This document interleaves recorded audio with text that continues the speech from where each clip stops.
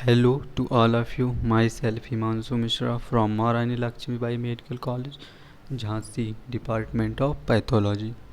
तो हम लोग जो है क्लास 12th की बायोलॉजी का अध्ययन कर रहे हैं और जो इस टाइम जो चैप्टर चल रहा है वो है 3rd चैप्टर मानव जनन। तो आज का जो टॉपिक है वो है नर जनन तंत्र, मेल रिप्रोडक्टिव सिस्टम। इसके बारे में हम लोग पढ़ेंगे। तो नर जनन तंत्र क्या होता है? नर जनन तंत्र में विभिन्न अंग पाए जाते हैं जिन्हें 3 भागों में विभाजित किया जाता है। जो नर जनन तंत्र है उसमें जो नर जनन तंत्र में जो मेन अंग पाए जाते हैं जो कि जनन में सहायता करते हैं, उनको हम निम्नलिखित 3 भागों में विभक्त करते हैं। जो पहला है प्राथमिक जनन अंग। प्राथमिक जनन अंग में टेस्टिस, वृषण होते हैं। और जो सहायक जनन अंग, दूसरा जो सहायक जनन अंग, उसमें एपिडिडाइमिस, शुक्रवाहिनियाँ, शुक्राणु और शिश्न पाए जाते हैं। और जो तीसरा है सहायक जनन ग्रंथियाँ। जो मेन सहायक जनन ग्रंथियाँ जो जनन में सहायता करती हैं, उन ग्रंथियों को में प्रोस्टेट ग्रंथि और काउपर्स ग्रंथि हैं। तो अब हम लोग इसको इन तीनों जनन अंग जो है प्राथमिक, सहायक और जनन अंग और सहायक जनन ग्रंथियाँ, इनके बारे में डिटेल से पढ़ेंगे। तो जो प्राथमिक जनन अंग है वृषण, उसके बारे में पढ़ेंगे डिटेल में। तो वृषण जो होता है वो मनुष्य में एक जोड़ी हल्के गुलाबी रंग के होते हैं। जो वृषण है वो एक जोड़ी होते हैं मनुष्य में और गुलाबी रंग के होते हैं, जो कि उदर गुहा से बाहर की तरफ वृषण कोश जो होता है उसमें पाए जाते हैं। जो अधिकांश स्तनधारियों में वृषण उदर गुहा के बाहर ही पाए जाते हैं। जो वृषण है वो उदर गुहा के बाहर ही पाए जाते हैं, क्योंकि उदर गुहा का ताप जो होता है वो बाहर के तापमान से 2 से 3 सेंटीग्रेड अधिक होता है। जो कि शुक्राणु जो होते हैं उनके परिपक्वन के लिए जो प्रतिकूल टेम्परेचर होता है उसके हिसाब से अधिक होता है, जिसकी वजह से जो है वो वृषण उदर गुहा से बाहर पाए जाते हैं वृषण कोश में। इसलिए वृषण उदर गुहा से बाहर पाए जाते हैं। जो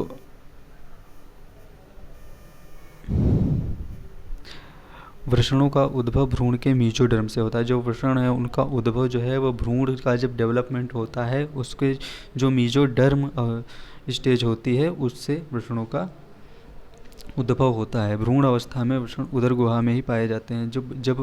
जब भ्रूण अवस्था में होता है तो उसमें वृषण जो है वो उदर गुहा में ही पाए जाते हैं। फिर धीरे धीरे जो है वो मीजोडर्म से वृषण का उद्भव होता है और वे वृषण कोश में पाए जाते हैं। मनुष्य में भ्रूण विकास के 7वें माह में ये उदर गुहा से बाहर हो जाते हैं। जो मनुष्य में जब भ्रूण का विकास होता है उसका जब 7वें माह में ये जो वृषण जो है वो उदर गुहा से बाहर आ जाते हैं। इससे पहले वे उदर गुहा में ही पाए जाते हैं। यदि जन्म के पश्चात भी वृषण उदर गुहा से बाहर नहीं आए तो ऐसे नर में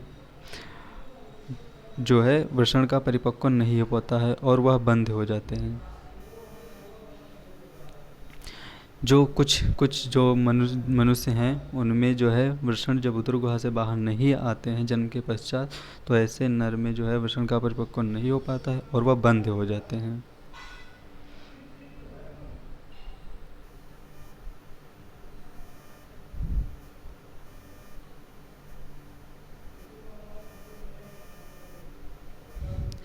वृषण इक्वाइनल नलिका द्वारा उदर गुहा से जुड़े रहते हैं। वृषण जो है जिस नलिका द्वारा उदर गुहा से जुड़े रहते हैं उसे हम लोग इग्वाइनल नलिका बोलते हैं। इग्वाइनल ट्यूब होती है जिसकी वजह से जो है वृषण जो है उदर गुहा से जुड़े रहते हैं। इसे वृषण नाल भी कहते हैं। इसी में वृषण रज्जु पाया जाता है। स्पर्मेटिक कॉर्ड, जिसमें वृषण धमनी, सिरा व शुक्रवाहिनी आदि पाए जाते हैं। यह रज्जु संयोजी ऊतकों का बना होता है। यह जो स्पर्मेटिक कॉर्ड होता है वह संयोजी ऊतकों का बना होता है। वृषण गुबर ने कुलम तंतुओं द्वारा वृषण कोश की भित्ति से जुड़े रहते हैं। जो वृषण कोश में जिसकी वजह से वृषण जो है जुड़े रहते हैं वृषण कोश से, वो गुबर ने कुलम तंतुओं द्वारा जुड़े रहते हैं।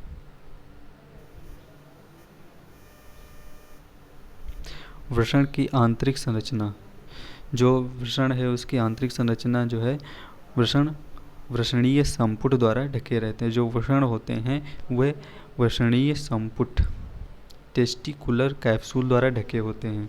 इसमें वृषण के चारों ओर दो आवरण पाए जाते हैं। इसके जो है वृषण के चारों ओर दो आवरण होते हैं। नंबर 1 जो है वह ट्यूनिका वेजाइनेलिस। फर्स्ट जो है वह ट्यूनिका वेजाइनेलिस।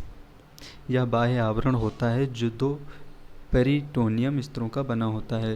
वृषण का जो बाहरी आवरण होता है ट्यूनिका वेजाइनेलिस, यह आवरण 2 पेरिटोनियम स्तरों का बना होता है।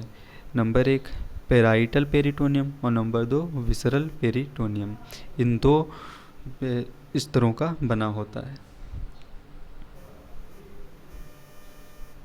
फिर सेकेंड जो है ट्यूनिका एल्ब्यूजिनिया। ट्यूनिका एल्ब्यूजिनिया यह आंतरिक स्तर है जो संयोजी ऊतक का बना होता है। यह आंतरिक स्तर होता है और यह संयोजी ऊतक का बना होता है। ट्यूनिका एल्ब्यूजिनिया जो है यह आंतरिक स्तर होता है वृषण का और जो संयोजी ऊतक का बना होता है। यह वृषण के अंदर की ओर वलित होकर अनेक पट्टों का निर्माण करता है जिसे वृषण मीडियास्टिनम कहते हैं।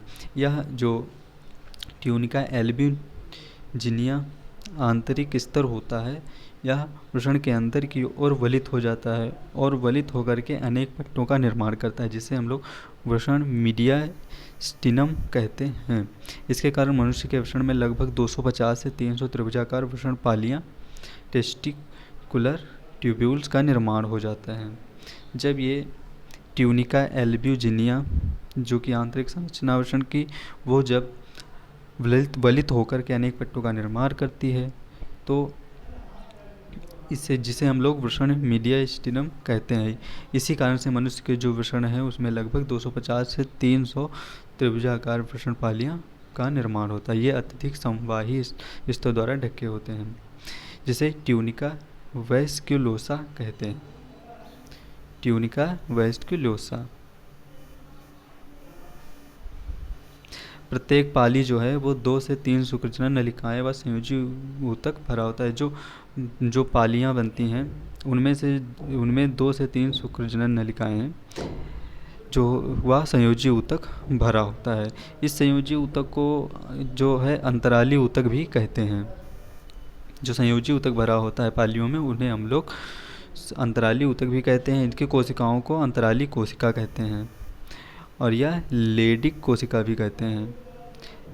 अंतराली कोशिका या लेडिक कोशिका भी कहते हैं। ये नर हार्मोन जो है ये नर हार्मोन पुंजन एस्ट्रोजन का स्त्रावण करती हैं जैसे टेस्टोस्टेरॉन। यही जो अंतराली कोशिका या लेडिक कोशिका होती हैं नर हार्मोन पुंजन या एस्ट्रोजन का स्त्रावण करती हैं जैसे कि टेस्टोस्टेरॉन।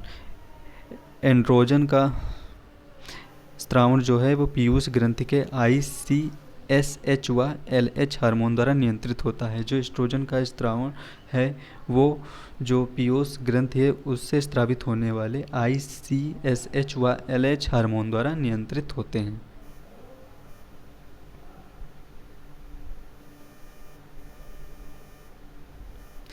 शुक्रजनन नलिका वृषण की सबसे छोटी संरचनात्मक व क्रियात्मक इकाई होती है। जो शुक्रजनन नलिका होती है वही वृषण की सबसे छोटी और संरचनात्मक इकाई व क्रियात्मक इकाई होती है। इसकी झिल्ली 2 स्तरों की बनी होती है। जो शुक्रजनन नलिका है उसकी झिल्ली 2 स्तरों की बनी होती है। जो बाह्य स्तर है वो ट्यूनिका प्रोपेरिया व जो आंतरिक स्तर है उसे हम लोग जनन उपकला कहते हैं।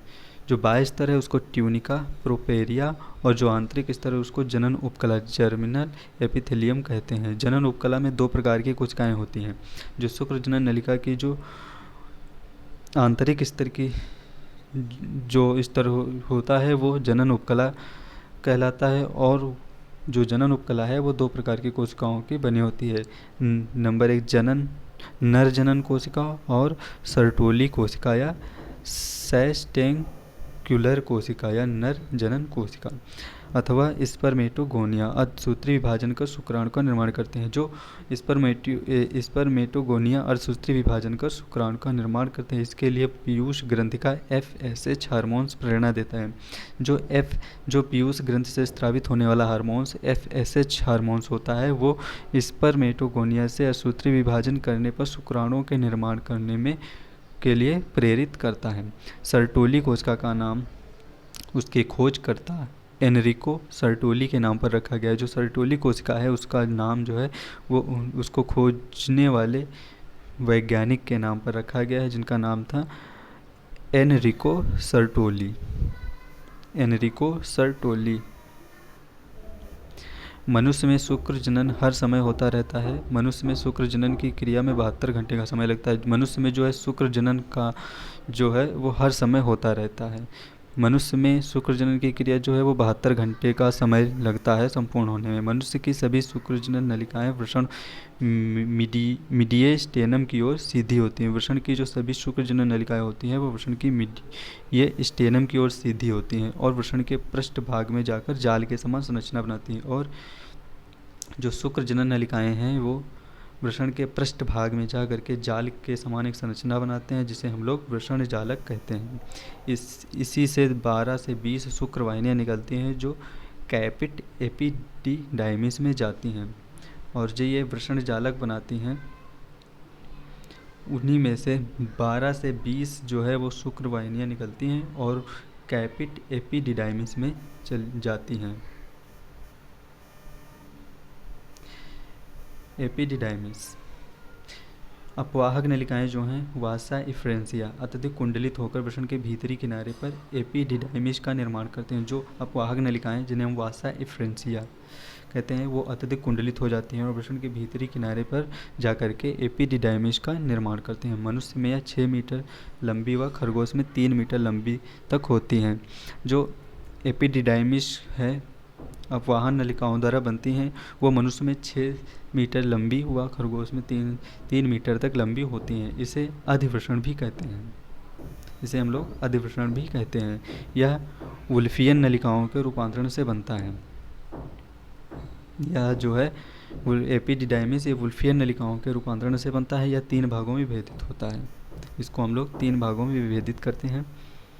नंबर 1 कैपिट एपिडिडाइमिस यह ऊपरी भाग है। इसे ग्लोबस मेजोरा भी कहते हैं। जो ऊपरी भाग होता है उस कैपिट एपिडिडाइमिस होता है और इसे हम लोग ग्लोबस मेजोरा भी कहते हैं। फिर दूसरा है कार्पस एपिडिडाइमिस यह मध्य भाग होता है। जो मध्य भाग होता है उसे कार्पस एपिडिडाइमिस कहते हैं और ये जो है इसे हम लोग एपिडिडाइमिस काय भी कहते हैं। जो तीसरा है कार्डो एपिडिडाइमिस। जो कार्डो एपिडिडाइमिस है या निचला भाग है, सबसे निचला भाग जो है कार्डो एपिडिडाइमिस है और इसे हम लोग ग्लोबस माइनर भी कहते हैं। जो पहला है वो कैपिट एपिडिडाइमिस और जो दूसरा है वो कार्पस एपिडिडाइमिस और तीसरा कार्डो एपिडिडाइमिस। यहाँ से निकलकर वासा इफ्रेंसिया शुक्रवाहिनी बनाते हैं और यहाँ से निकल करके जो वासा इफ्रेंसिया हैं वो शुक्रवाहिनियाँ बनाते हैं। कार्डो एपिडिडाइमिस इस गुबरेनिकुलम तंतुओं द्वारा वृषण से जुड़ा होता है। जो कार्डो एपिडिडाइमिस वाला पार्ट होता है वही गुबरेनिकुलम जो तंतु होते हैं उनके द्वारा वृषण से जुड़ा होता है।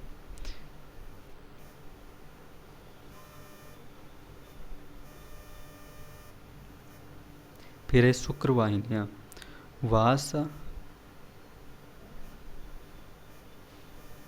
वास डिफरेंस शुक्रवाहिनियाँ अपवाहक नलिकाएं जो होती हैं एपिडिडाइमिस से निकल करके शुक्रवाहिनियाँ कहलाती हैं। जो अपवाहक नलिकाएं होती हैं वो जो एपिडिडाइमिस से निकल कर आगे जा कर के शुक्रवाहिनियाँ कहलाती हैं। प्रत्येक वृषण से एक शुक्रवाहिनी निकलती है जो वृषण दंड के सहारे उदर गुहा में प्रवेश करती है। प्रत्येक वृषण से जो है वो एक शुक्रवाहिनी निकलती है और वही वृषण दंड के सहारे उदर गुहा में प्रवेश करती है और अपनी ओर की मूत्रवाहिनियों के चारों ओर घूमकर लूप बनाती है।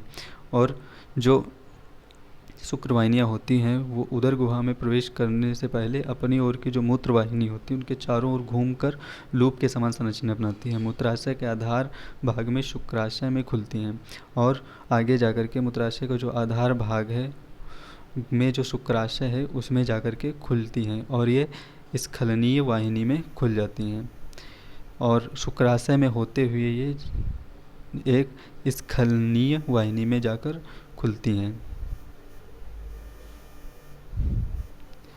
शुक्राशय सेमिनल वेसिकल, इसे यूरेटस मैस्क्यूलाइनस भी कहते हैं। जो शुक्राशय है इसे हम लोग यूरेटस मैस्क्यूलाइनस भी कहते हैं। या भ्रूणीय मुलेरियन नलिकाओं से व्युत्पन्न होता है। जब भ्रूण का डेवलपमेंट होता है उस समय जो मुलेरियन नलिकाएं होती हैं उसी से शुक्राशय का व्युत्पन्न होता है। यह एक ग्रंथिल संरचना है। शुक्राशय जो है एक ग्रंथिल संरचना है जिसमें वीर्य का 60 से 70 भाग निर्मित होता है। जो 60 से 70% भाग होता है वीर्य का वो शुक्राशय में ही निर्मित होता है। वीर्य एक गाढ़ा श्यान क्षारीय द्रव है। जो वीर्य है वो गाढ़ा होता है, श्यान व क्षारीय द्रव्य होता है क्योंकि इसका जो pH होता है वो 7.4 होता है जिसकी वजह से ये एक क्षारीय द्रव है जिसमें प्रोटीन, फ्रक्टोज, प्रोस्टाग्लैंडिन्स आदि पाए जाते हैं। जो कि फ्रक्टोज जो होता है शुक्राणु को पोषण व ऊर्जा प्रदान करता है तथा जो प्रोस्टाग्लैंडिस होता है वो गर्भाशय में क्रमाकुंचन उत्पन्न करके शुक्राणु को गति करने में सहायता करता है। जो प्रोस्टाग्लैंडिस होता है वो क्रमाकुंचन करता है गर्भाशय में जिसकी वजह से शुक्राणु जो है वो गति करने में सहायता प्राप्त करते हैं। वीर्य का जो pH होता है वो 7.4 होता है।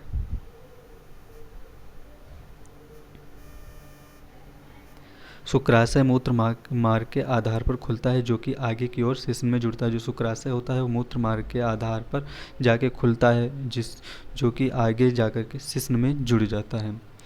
फिर है शिश्न, पेनिस। यह जो पेनिस क्या होता है, यह जो है यह नर का मैथुनांग होता है। पेनिस जो है वो जो नर है उसका मैथुनांग होता है जो लंबा, बेलनाकार, संवहनी व उत्थानशील होता है। शिश्न का अग्रभाग थोड़ा मोटा होता है, इसे शिश्न मुंड भी कहते हैं। जो शिश्न का अग्रभाग होता है वो थोड़ा मोटा होता है जिसे हम लोग शिश्न मुंड कहते हैं। इसके ऊपर त्वचा का आवरण पाया जाता है। जो शिश्न है इसके ऊपर त्वचा का आवरण होता है जिसे प्रीप्यूस या अग्रछद कहते हैं। जो पेनिस के ऊपर का जो त्वचा का आवरण होता है उसे हम लोग प्रीप्यूस या अग्रछद कहते हैं। शिश्न का आधार भाग भी चौड़ा होता है, इसे वेजाइना मैस्कुलाइनस कहते हैं। जो शिश्न का आधार भाग होता है वो चौड़ा होता है जिसे हम लोग वेजाइना मैस्कुलाइनस कहते हैं।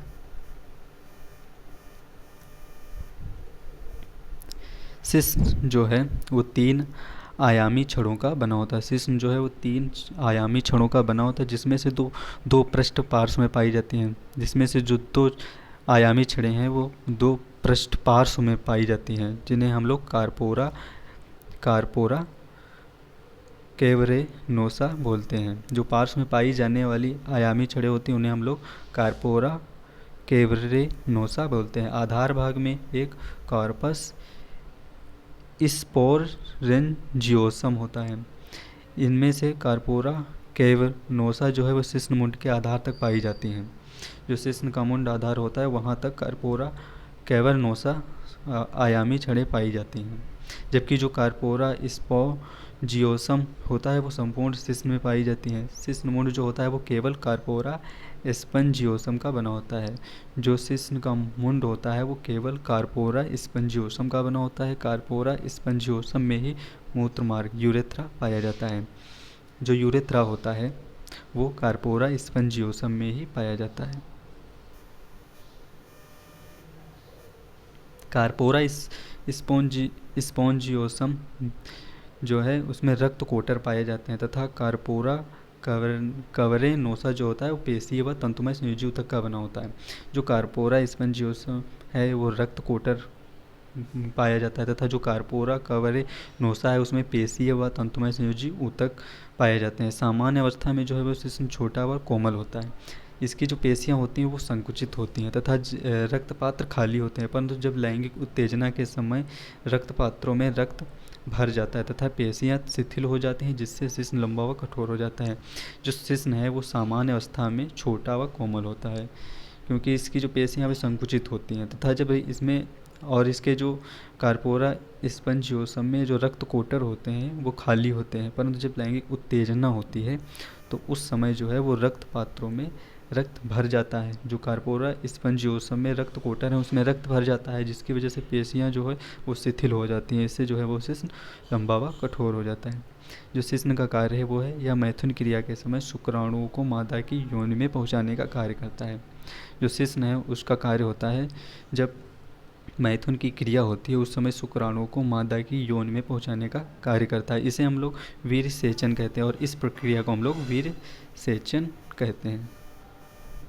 फिर है सहायक ग्रंथियाँ। जो जनन की सहायक ग्रंथियाँ हैं उसमें से दो मेन है, प्रोस्टेट ग्रंथि या पुरास्त ग्रंथि और काउपर्स ग्रंथि। जो प्रोस्टेट ग्रंथि है यह मूत्र मार्ग के आधार भाग में पाई जाती है। प्रोस्टेट ग्रंथि जो है वह मूत्र मार्ग के आधार भाग में पाई जाने वाली एक बड़ी ग्रंथि है जो कई पिंडों की बनी होती है, या एक क्षारीय द्रव स्रावित करती है जो वीर्य या सक्रिय द्रव का 15 से 30% भाग बनाती है। जो वीर्य है उसका जो 15 वो द्रव जो है वीर्य का द्रव उसमें से जो 15 से 30% भाग होता है वो प्रोस्टेट ग्रंथि द्वारा स्रावित क्षारीय द्रव द्वारा होता है, जिसके स्त्रावों में सिट्रिक अम्ल, फाइब्रिनोलाइसिन व स्पर्मिन आदि पदार्थ पाए जाते हैं। जो ये क्षारीय द्रव स्रावित करती है प्रोस्टेट ग्रंथि, इसमें सिट्रिक अम्ल, फाइब्रिनोलाइसिन व स्पर्मिन आदि पदार्थ पाए जाते हैं।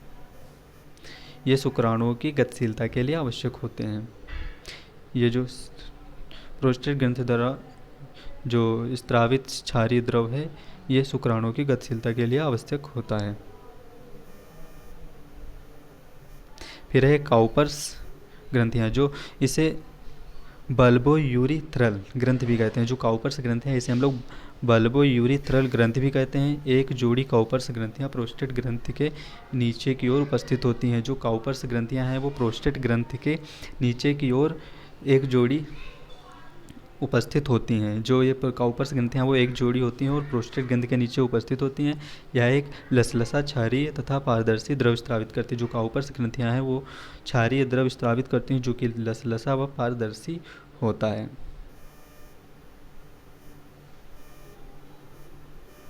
तो आज का जो टॉपिक है वो यहीं पे कंप्लीट करते हैं, जो है नर जनन तंत्र के बारे में पढ़ा। और अब हम लोग नेक्स्ट वीडियो में जो है वो मादा जनन तंत्र के बारे में पढ़ेंगे। तो तब तक के लिए धन्यवाद।